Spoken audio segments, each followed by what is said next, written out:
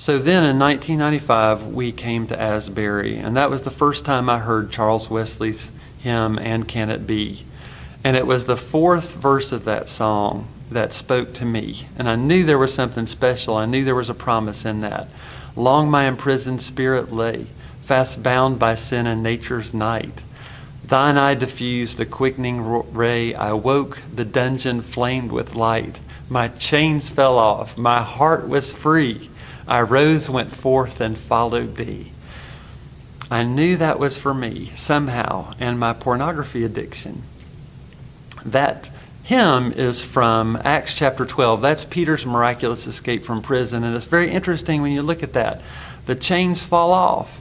It is miraculous, but it's not spectacular. He doesn't turn into Hulk and snap the chains in two. The chains fall off. And when I heard that hymn, that was the beginning of a healing process. And it was a quiet miracle. It took about 4 years, I would say. I didn't tell anybody, but God made the chain fall off. I never told a soul. 12 years later, I was at a men's prayer breakfast here at Mosaic Church, and the lesson was on Acts chapter 12. And I had one of those Oswald Chambers moments. It was my forehead for his 2x4. Just wham! What jumped out at me was the verse that talked about 2 chains. It was 2 chains. And right then the Holy Spirit just downloaded this incredible thing, this whole packet of information instantaneously. And I knew a whole bunch of things at once. The first thing I knew was what those 2 chains were. One chain is the pornography addiction, but the other chain is the chain of shame. And one end of that chain is on my wrist. The other end of that chain is in the devil's hands. And he was taking that chain of shame, and jerking it around and jerking me around. And what the devil was saying is, if anybody ever found out about your secret, about what you once did, about that, your life would be over. People with anything that you have in your life that matters, your respect, your ministry, your marriage, would be destroyed. And people would see you as a fake and a phony and a fraud and a hypocrite. That would be the end of your life. And what the Holy Spirit showed me was that is a lie. And all of a sudden I had this vision of a lot of the brothers in the room with me, and we all had that chain of shame. And that made me mad. Something in me, it caused kind of a warrior spirit to rise up. The devil jerking around all these people with that kind of lie. And I thought to myself, somebody has got to stand up. Somebody has got to say something. Somebody has got to stop playing defense and start playing offense. And I knew how to do that all of a sudden through the Holy Spirit. The way you go from defense to offense is by telling somebody. Because when you do that, the chain of shame falls off of your hand. The devil still might be holding his end, but the other end of the chain is on the ground.